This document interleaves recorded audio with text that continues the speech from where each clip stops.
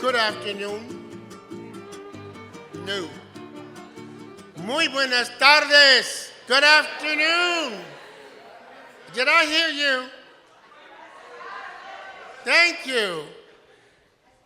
As invited guests to the City of Lansing's Chavez Legacy Luncheon, on behalf of Mayor Shore, the Planning Committee, City of Lansing staff, sponsors, we welcome each and every one of you here today.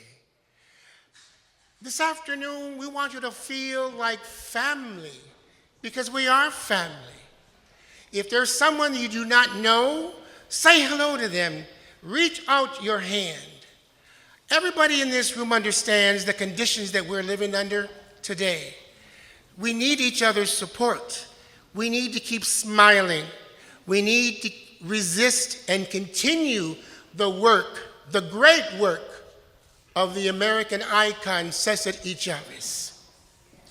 When you hear that name, Cesar Chavez, think of what that means to you individually, as a family. Work it. Work it. Today, more than ever, he said to work it, because you know I can work it. Hello. Today, more than ever in the history of this country, each of one of us here today must recommit ourselves to the work of Chavez.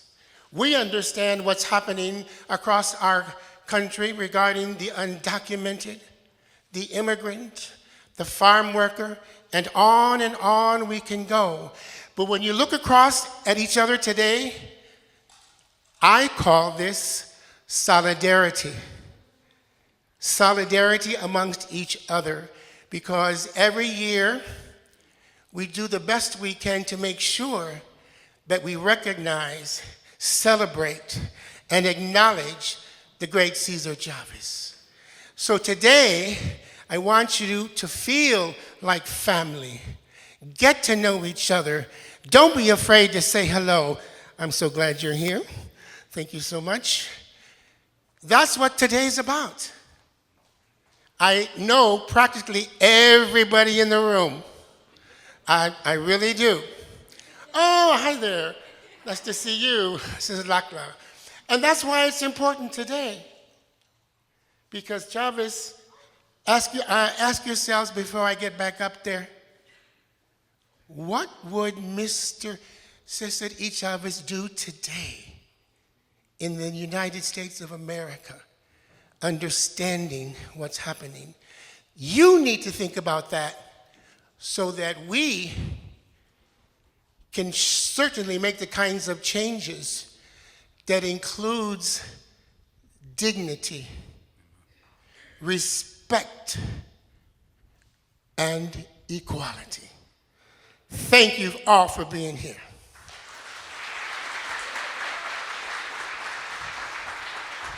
Go ahead.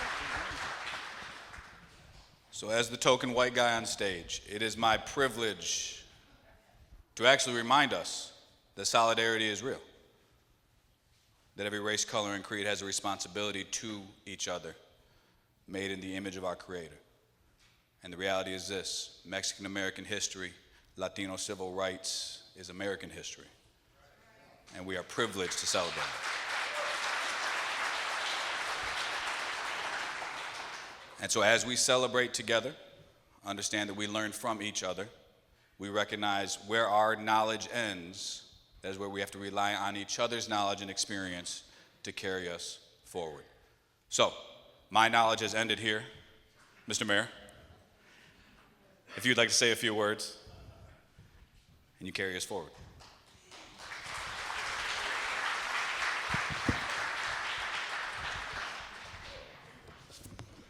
I guess I'm the other token white guy. That's right. Well, not token. So I guess, all right, I appreciate that. Welcome, everybody. Thank you all for being here. This makes my heart so warm to see so many people here. As I was coming here, I was told that we have a packed house, a full house, no tickets available, which, again, that makes my heart feel good, that we are all here in honor of Cesar Chavez. First, I understand that we have a birthday today. It is my understanding that Representative Kara Hope, it is your birthday today.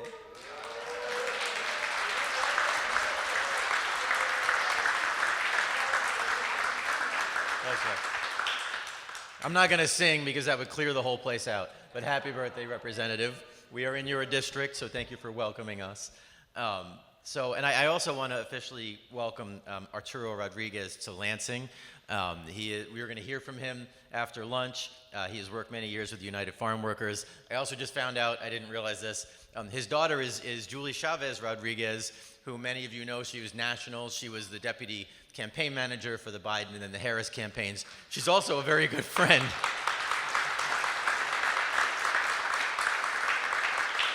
She's a very good friend, and I just texted her a picture of the two of us. She said, "You're with my dad."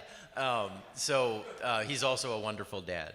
I really am thrilled that you all could join us here today. We all know that Cesar Chavez was an iconic civil rights leader, a farm labor leader, and his legacy is all throughout the United States, but also here in Lansing and in Michigan, and that remains strong. He made his presence known with many, many causes. He has helped establish the first credit union, health insurance coverage, affordable housing, higher wages, the right to unionize, protections against dangerous working conditions, especially for agricultural workers. That's all a credit to him. Unfortunately, we're still dealing with a lot of those things. So being here and talking about everything that he talked about, we have to continue to do that, and we have to continue to remember. He made such strides for migrant workers. He fought for humane working conditions while in his leadership role for the farm workers movement, which again, we are thrilled to have Arturo here. And then his impact in Lansing was strong. He had come here a variety of times. One of the things that I am most proud of, and many of you were there, was the very first thing I did when I took office almost 8 years ago was we put up the signs for Cesar Chavez up in Old Town, renaming the street.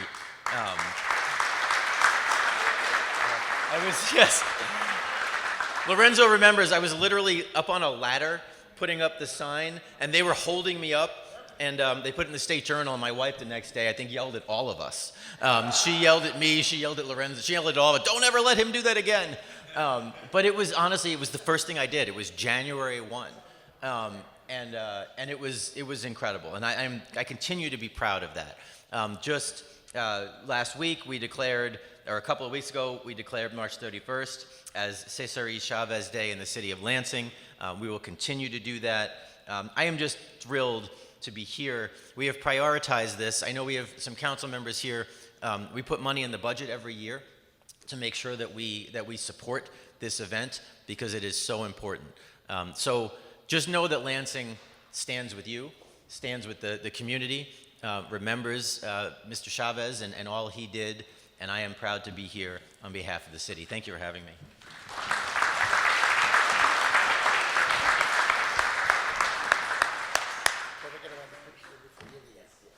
I will do that.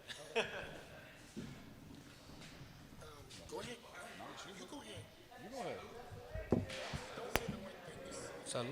We're going to have Pastor Craig is going to do that before we eat. It's important to bless the food. Pastor, Pastor Craig? I've come to the end of my next set of knowledge. Union Missionary Baptist Church. For those that don't know, now you know. Pastor Craig, thank you for being here. Check, check. Oh, no, I'll get you down. Let us pray.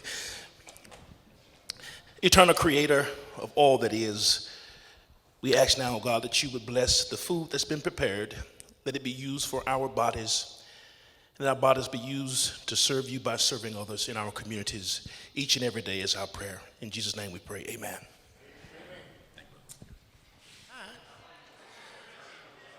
Now, we're at the part of the program that everybody here, I believe, is here for a particular person.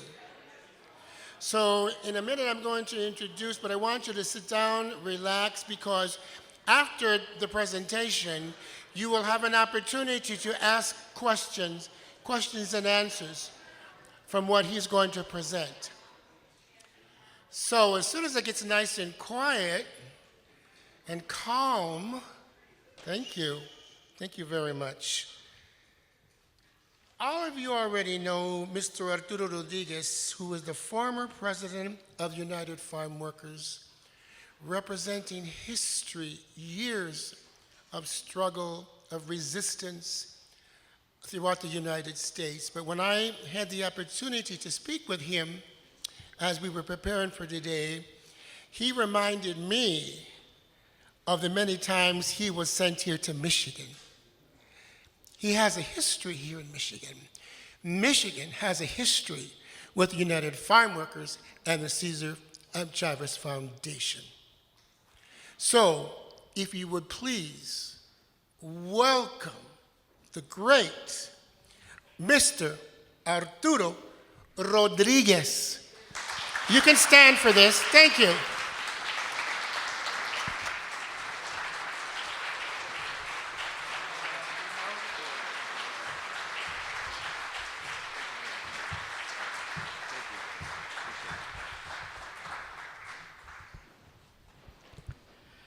¿Se puede? ¿Ya comieron lonche? We've already eaten. ¿Se puede? All right, getting better. So, thank you very, very much, Lorenzo and Justice, for all the work that y'all did. The committee here, Luciana, where is Luciana? That woman is incredible. Luciana Solis. Sane Benavides, who's given me tours now of Lansing and shared a lot of good information with me. Where's Sane? He's somewhere in the crowd. Back there in the back, taking care of me. And Wendy, where is Wendy that helped put the flyers together? Wendy Bruglia, is she around? Someplace. Thank you, Wendy, wherever you're at. Appreciate it very much. And Mayor Shore, thank you, sir, for having us here. Thank you for all that you do for the city of Lansing. And I understand that when the Cesar Chavez Street was formally came here to Lansing, there was the mayor hanging up a sign there, one of the first signs. Thank you very much, Mayor, for all that you've done there to celebrate the farm workers. And thank all of you for coming here. It's like coming home, coming to Lansing. As it was mentioned, actually, I started working for the United Farm Workers on Cinco de Mayo, 1973 in Detroit, Michigan. So the first 2 years of my career actually began in Detroit.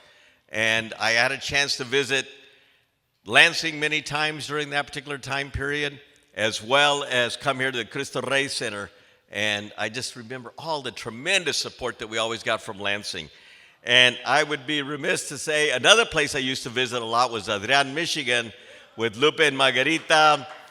They had the reputation of having the longest consecutive run of picket lines in front of A&P supermarkets. They were out in the snow and the ice and the hot weather. Whenever it was, they went for years and years and years without missing a weekend of having their picket lines. So thank all of you from Adrian that are here today. It's great to see you and touch base with you again. In addition, why Michigan is so special, because our first daughter, Olivia, was born in Detroit, Michigan, and I met some folks from the UAW earlier. Well, it was because of the UAW that my wife got the medical attention that she needed to be able to take care of having our first birth, because she had lost her first child. And so the UAW made sure that that would not occur again. And then I was trained here in organizing from Fred Ross Sr., who some of you may have heard of. There's a movie out about him now and the work that he did throughout the years. And of course, Richard Chavez, Cesar's brother. And I remember there was an organizer, I don't know if anybody in this room remembers, but Dan O'Rourke used to be an organizer here in Lansing, Michigan at the time. So there are so many things going on right now, but it's so encouraging to see so many people come together in the midst of what we're faced with and confronted with now in our history. You know, it's a horrific period for farm workers right now across the country, but especially in areas like California where they know that there's huge concentrations. probably 70 to 75% of the farm worker population is undocumented. About 90% is immigrant today. It's the reality. So we have raids taking place all throughout California where farm workers are at, and people are just living in tremendous fear in terms of what's transpiring there. The children, they wonder if their parents are going to come home that night. The situation is so bad in relationship to what they're facing and so forth. But Cesar Chavez taught us from the get-go. I mean, we've always faced challenges. We've always faced these different kinds of situations throughout our history. And he always taught us, and he told us time and time and time again that you only lose a fight when you stop fighting. And so, sisters and brothers, we got to just keep on fighting. We cannot stop here and feel sorry or wonder why this happened to us or anything of that particular nature. We just got to come together, unite like we are today, build the coalitions, build the strength, build the power that we have the capacity to do and continue on. That's what will make a difference. That's what will continue to change lives, not only for farm workers, but for all of us, and put us in the position that we face with.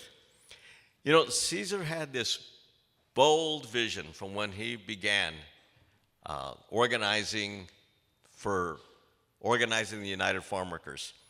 He knew that it was going to take more than just a union to really deal with all the issues that farm workers faced. Whether back then there were African American farm workers, there were Asian farm workers, there were Mexican farm workers, there was folks that come from Mexico that were now living in the U.S. that were working in the fields, and many of you have a history of working in the fields or have parents or grandparents that worked in the fields and migrated from the Rio Grande Valley in Texas or other places and ended up settling out here. But he knew it was going to take more. So he had this idea, and our first organization that came together was called the National Farm Worker Association, NFWA, back in the early 60s.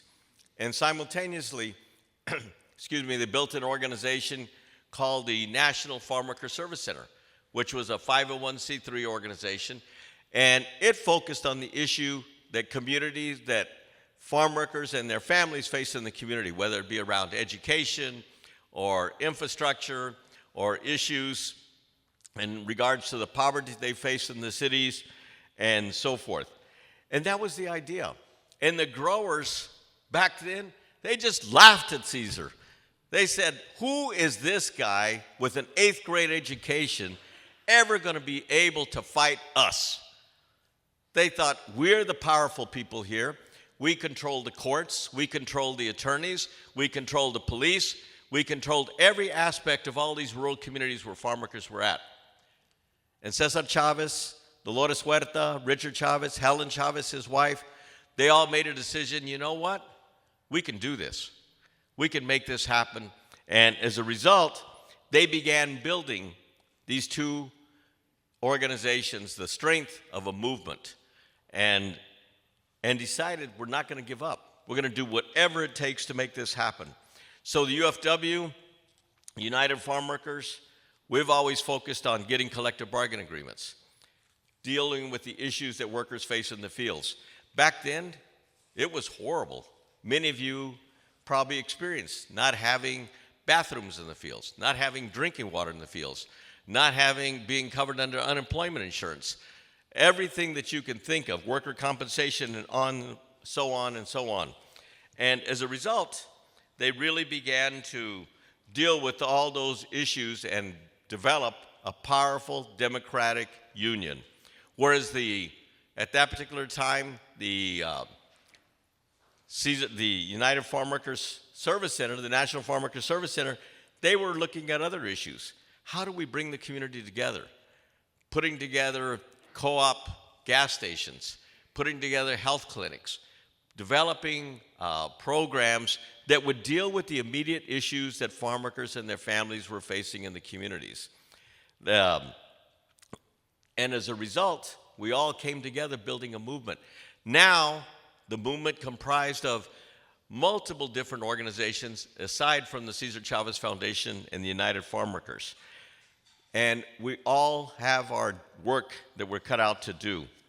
Right now, the Cesar Chavez Foundation is headed up by a new person, Manuel Bernal.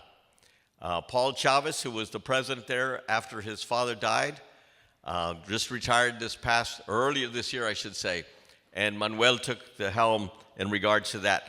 They deal with affordable housing. They now manage or have built over 5,000 units of affordable housing now in the states of California, Arizona, New Mexico, and in Texas, and expanding their operations on a daily basis. They also deal with the whole issue of education, because we know how important, how critical that is in our communities, and how that we have to work with it. I was really impressed talking with your superintendent, Ben, here, and hearing how much Lansing has already done here under his supervision. And so that's of tremendous importance, is to deal with our young folks and to make sure that they get the type of education. I know in Texas, where I just came from, we're having a huge fight there in regards to what's going to happen to public education in the state of Texas. And you know who's going to be affected is minority communities, people of color, students of color, and so forth, with the impact of that. And then the other is that the Cesar Chavez Foundation has set up a whole network of radio stations, and now also, in addition to doing that, utilizing the media and streaming programs across the country. And so they have 11 radio stations that have been set up and are operating in the states of California and Arizona, Nevada, in those particular states. And in regards to doing that work that they're doing. And then, of course, we have the National Chavez Center, which Andres, who was with you last year, Andres Chavez now is the executive director for the National Chavez Center. And that's the home of the farm worker movement. There that Cesar went and built that place starting back in 1971, going back into that particular time. So if you're ever in California, visiting family or friends or vacationing or whatever, please go and visit the National Chavez Center there that's located, and be able to see a lot of the history and where Cesar worked at, where he lived at, his offices, those types of things.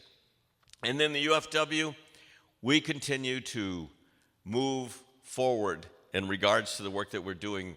We elected our third president of the organization in January of 2019. A woman named Teresa Romero, who is an immigrant from Mexico, took over the organization. She took over when I retired from being there in that particular position. And we've had some major breakthroughs.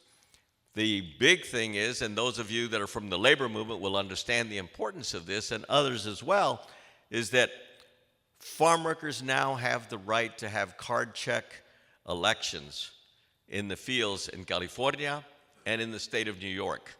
And so what that basically means, folks, is that you don't have to worry about signing an authorization card to have the union in the fields where you work at, but you can do it right in your home, or you can do it any place.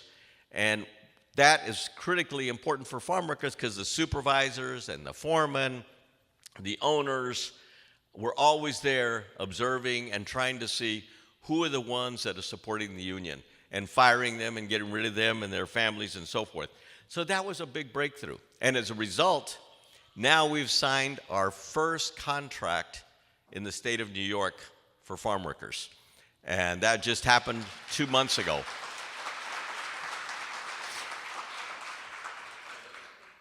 And we're representing now both domestic farm workers. And when I say domestic farm workers, those are farm workers that are here in the United States, and what today the government brings in also these H-2A workers or guest workers. So our contracts are now starting to represent both groups of workers to be able to deal with the issues. So those are some of the significant areas where we're improving and dealing with. To show the fight that's in farm workers is, I was mentioning earlier that to some folks that I just came from California, and on March 31st we had the march there in Delano, California, where everything started at, to celebrate Cesar's birthday, but also to celebrate our commitment to immigrant workers. And we had thousands of farm workers come together, immigrant workers from different labor unions, our supporters, that all joined together there in Delano, California to march and demonstrate the importance of what we were doing. So that, sisters and brothers, the farm worker movement is strong, it's vibrant, it's continuing to fight, it's continuing to do all those things for the last 63 years and continues to do today.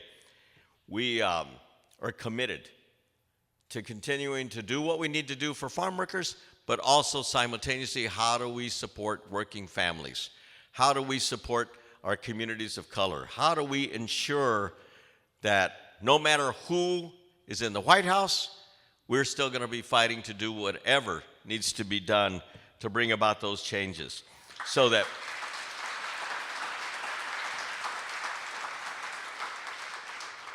now we're going to come to a very important time in our history. You know, a lot of folks have celebrated their leaders throughout the years, the founders of different movements throughout the years.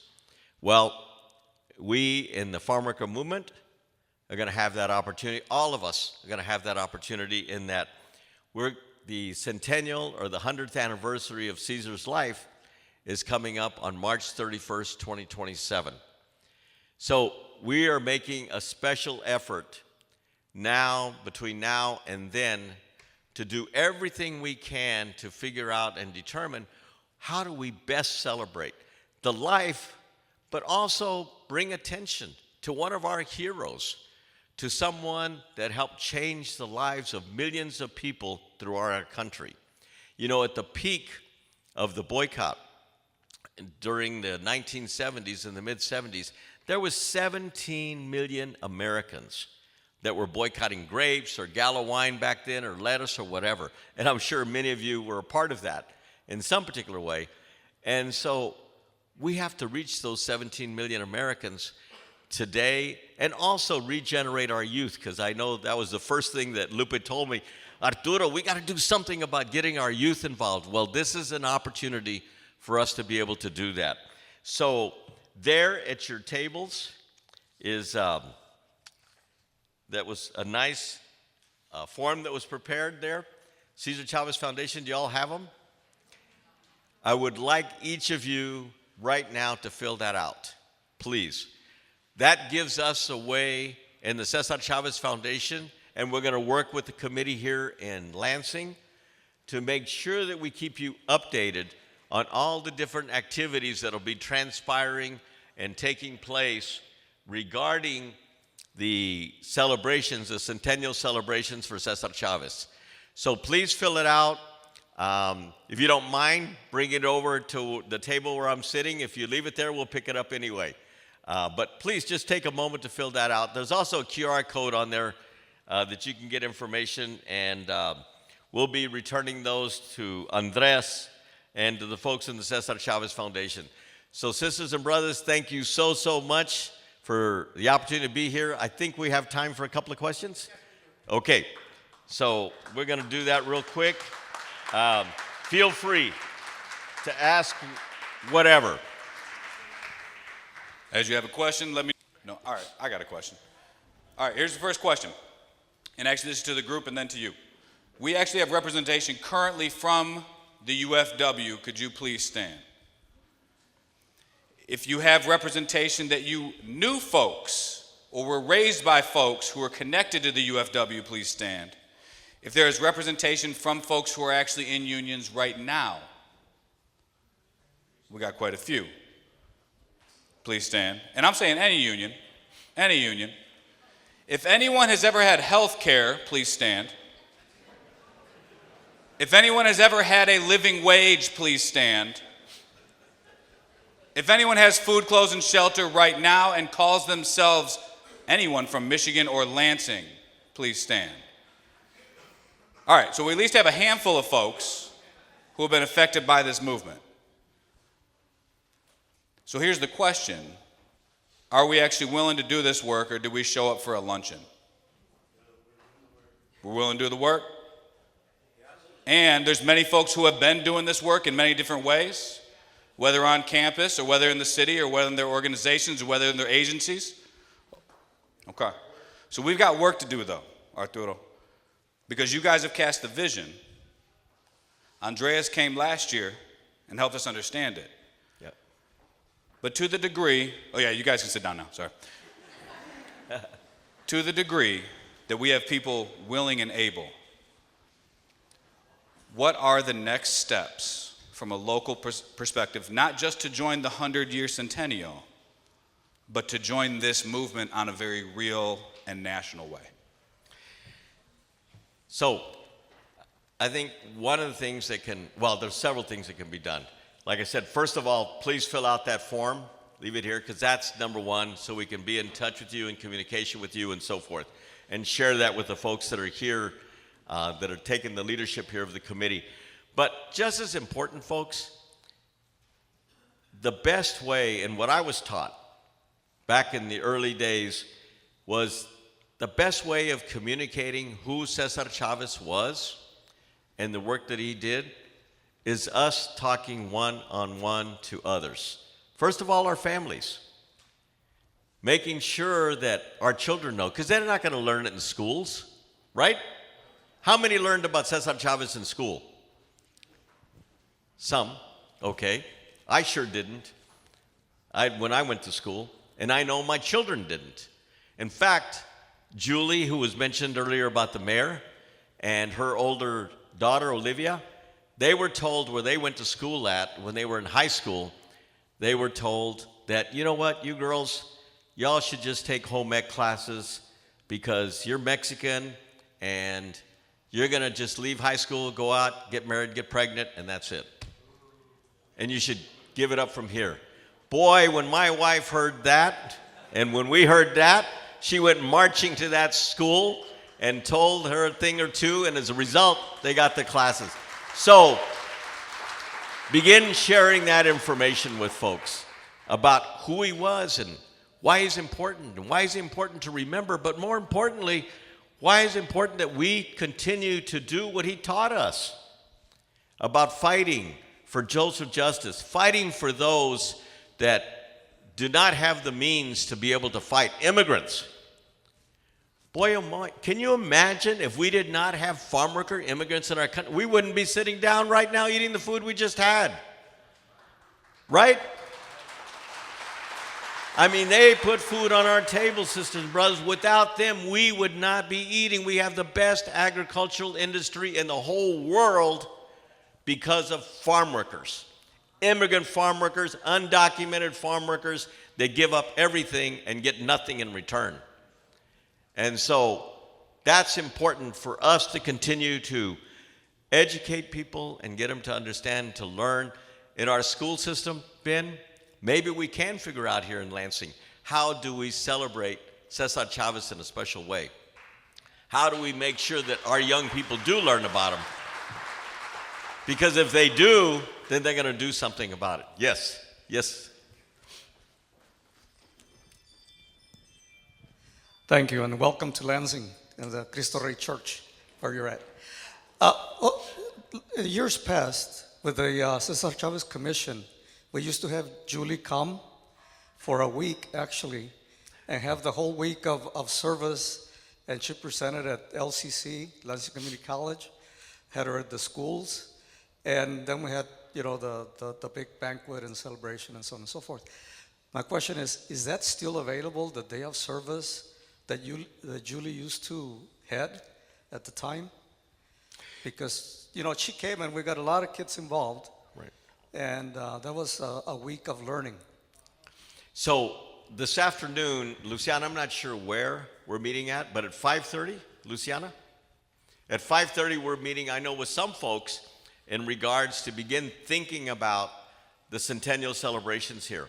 And certainly that is on the table for that to happen. Why not do it, right? Why not bring people back to be able to do that and to be here with the community and so forth? I think it's an excellent idea. The whole idea of day of service is so important for All of us, those of us that already do it, great, but so many of us have to learn the importance of serving one another. That's what Cesar Chavez was all about, a life of service. And so many of you are too. So it's a way of just magnifying how do we continue to do that in such a way that lifts that whole concept and that value up.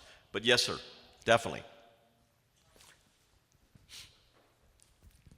We're all adults, most of us here, and we talk about education, Ben.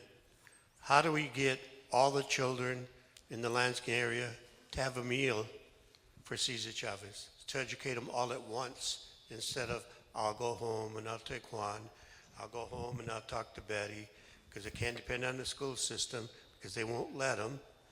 I think that's called DEI. But how do we get the whole school system to come to dinner for Cesar E. Chavez? I can't answer that question, but I know there's a lot of creative minds in here to figure things out and to determine. I know over the years now we have a lot of Cesar Chavez materials that have been developed. There's been books written. There's children's books, there's adult books, and so forth that have all been written about Cesar. There's movies and films. I don't know if y'all saw the film when it came out that can be utilized and shared with folks and everything else to really make that happen. But yeah, there's lots of opportunity for that, and I have a lot of confidence that something is going to happen here. And as I walk over, good news, there's a multicultural task force that has actually put together a plan that's going to be accepted by the Board of Education within the next month, give or take, that has, the first year is Heroes and Holidays, but you know and I know that's not enough. And so we're going to begin to dig into set not a baseline, but we're going to need everyone's help to make sure every kid really understands it. So absolutely take you up on that.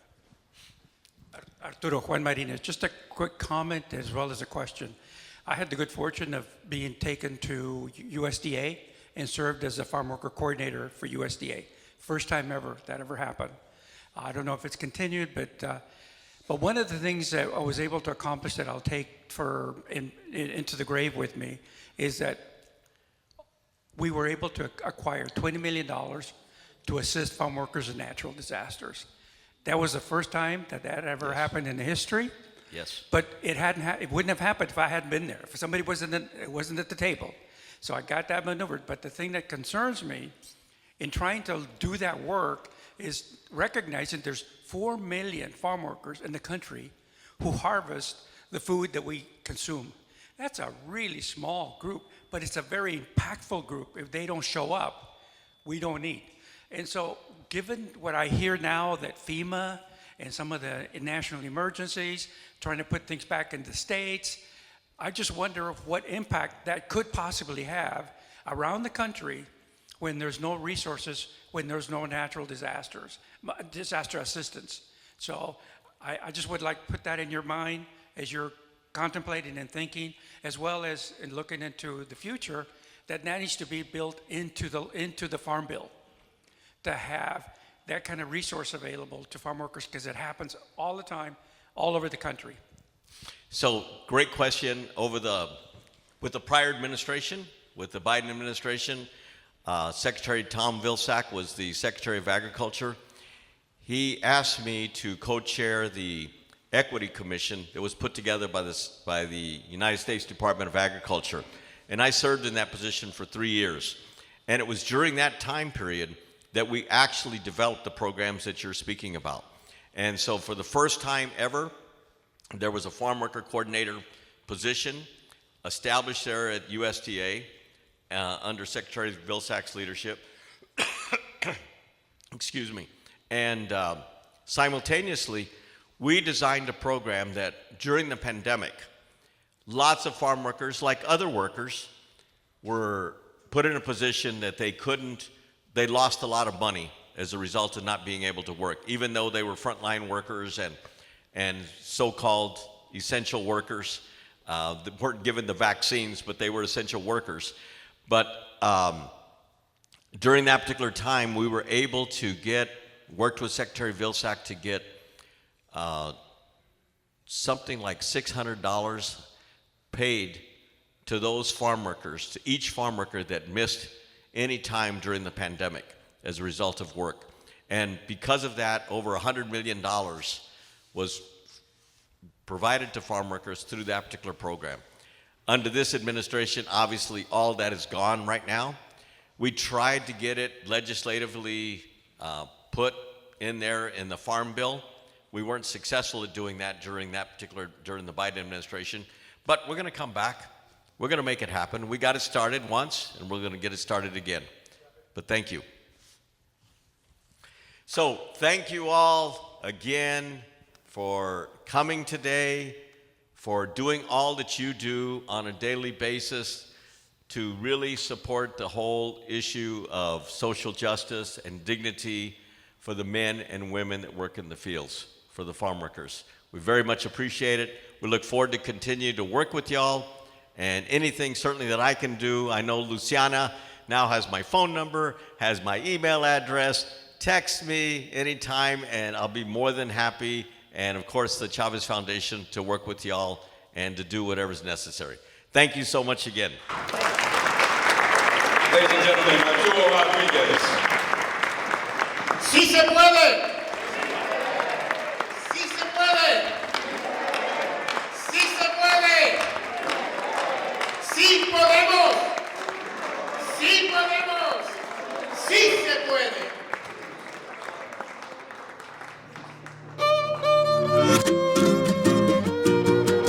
All right, hello Capital City. This is Luciana Solis, the Mayor's Community Relations and Faith-Based Initiative Manager, and we are here at the second annual Legacy of Cesar Chavez event here at Cristo Rey, right in our hometown of Lansing.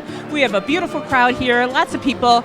So excited to be here. All right, well, we are here now at the annual Cesar Chavez event that we put on at the City of Lansing. I am thrilled to welcome Arturo Rodriguez, who is a longtime leader in the farm workers and was a very close friend of Cesar Chavez. He's also the father of Julie Rodriguez, who's a close personal friend who used to be the intergovernmental director for the White House under President Biden. He gave a wonderful message of all the important things that Cesar Chavez preached and about organizing and about respect and dignity and about treating workers correctly.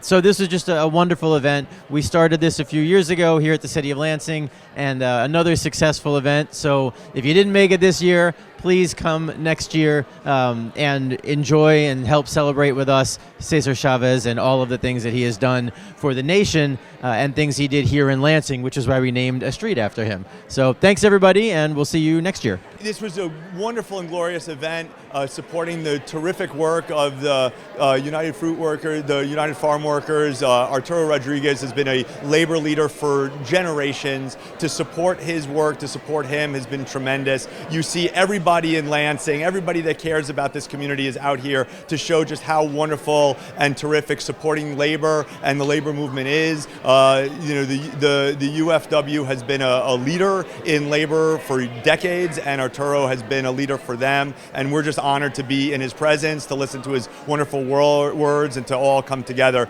to support this community. Yeah, so this event today is very needed, particularly in the times that we're living in.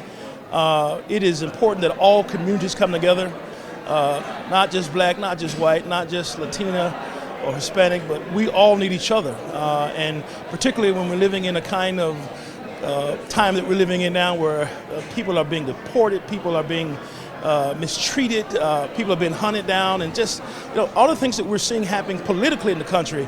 Now more than ever, we all need to come together, particularly as communities of black and brown hues. We all need to come together because, we need each other to survive. So this today was a reminder of the work of Cesar Chavez and what he did, but it serves a reminder that we can still continue to do the work and to come together and to keep fighting against all the things that are happening that we see that are not right in the country today.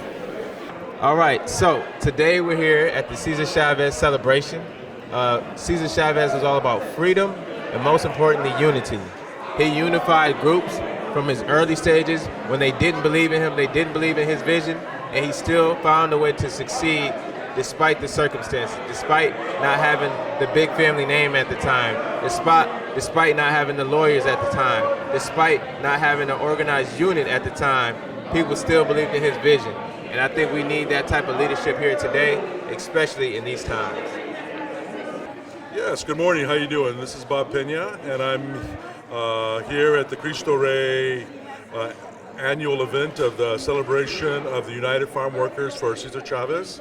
And we're here celebrating his legacy and his life and the things he did for fighting for and talking about the rights for the people that are working in the fields, the people that are picking our produce, the people that are packaging the things they pick and wash and prepare and get to the market. You know, without people picking food, we wouldn't have anything in the produce section. So it's a very important part of our society and what gets done here to make this society work. Yep. Behind me you'll see the little display of some of the artifacts from Cesar Chavez. Some of these things are actually things that were here during the 1970s when they were doing the protests against producers of lettuce or the producers of grapes. Those were the two biggies. But still, it was not just those two products, but it was about the treatment, fair treatment for the people that are working to pick our vegetables and our fruits, and just to make the life a little bit better for the people that's working in the field from sunrise to sunset. To make sure that their children have adequate education while they're in the fields as much as possible, to make sure they have good sanitary conditions, they have bathrooms to go into, water to drink, breaks every so often, because they're working in very hot, dry, sometimes very hot and humid situations. And we just want to make sure that we are taking care of the humans that are taking care of us. Hi, my name is Maria Starr Vancor, and I'm a retired UAW GM from Local 652. I've been retired since 2007, but I also am the chapter president for Labor Council of Latin American Advancement. We say LACLA. And here in Lansing, we are known as Greater Lansing Area LACLA Chapter. And what we do, we organize and help out with voter registration, voter education. We have adopted families in the holiday to give them a nice Christmas or Thanksgiving dinner. This year, at the end of the month, this is going to be our 11th year of giving away scholarship to 3 graduating high school students. I hope you can join us. And we also go to the migrant camps in July, and we purchase and we also donate from our own pockets necessities that the migrant workers might need, like shampoo, deodorant, laundry soap. So we do that, and then we have other organizations that donate money towards us to help us out to give them. Plus, we have collected some good used clothing, especially jeans and hoodies for our workers, because they're cold. And I remember when I first came to Michigan in 1972, I was 15, and I was wearing a sweater and I was freezing, and I said to myself, oh, it's cold now, imagine how December is going to be. So that's one thing we try to do, is get them something, because I know they're cold when they come up here. We always try to educate our students who helps us. They help us do the literature drop for the nonpartisan issues. I know one of the students asked me, why are we doing this? And I told them that we're giving information to the community of who to vote for, or what person will benefit them and their family life. One student said, oh, I'd like to be a college, but we're not going to go. And I said, why? He goes, oh, my family's poor. I said, no. And then I told him, keep your grades up. Study, make your grade point average 3 to 4 if you can, and then you'll get scholarship. But we have scholarships too. I haven't seen that kid, but I hope he took my advice, because it's something that I didn't know when I was in high school. So that's one good thing that I love about our chapter. We're always educating the youth, always involving them to help us out in the community. So that's what we do. We recruit. And we have seniors in our chapter. We have young adults, and we have students. So we're always doing something. Try to do it every month or every other month, or whatever's coming up. We try to be there and help out. So maybe you can come out and help us one day, or come out to our scholarship luncheon. And it's on April 26th, a Saturday, from 12 to 2. We serve you lunch. You have a program and singing. So maybe you can come out. But if you see us out there, say hello or come by and join us. Thank you. The last song that we did was De Colores, and it's actually originally a children's song that was adapted into the farm workers movement because it's such a beautiful song about all the different colors and the rainbow and just coming together in general. Well, I came to Lansing, Michigan on the request of Mayor Shore to celebrate the Cesar Chavez Legacy Luncheon here at Cristo Rey Center. And it was just a beautiful turnout, a great reception from people, and it was such a pleasure for me to come back to where I have my roots here in the state of Michigan when I began working with the United Farm Workers 51 years ago. You know, the movement has started 63 years ago when Cesar Chavez, his wife Helen, Dolores Huerta, and Richard Chavez, all of them began working together to create this movement. We never knew at the time would it continue on for generations and decades, but now we know that this has a lifespan forever. So it's important for us to continue to educate the younger generations so they know the values and the importance of Cesar Chavez, of being humble and being persistent and providing service to people, especially for people that need the assistance and need the help, and making sure that we're giving them the opportunities that they need to be successful in their lives.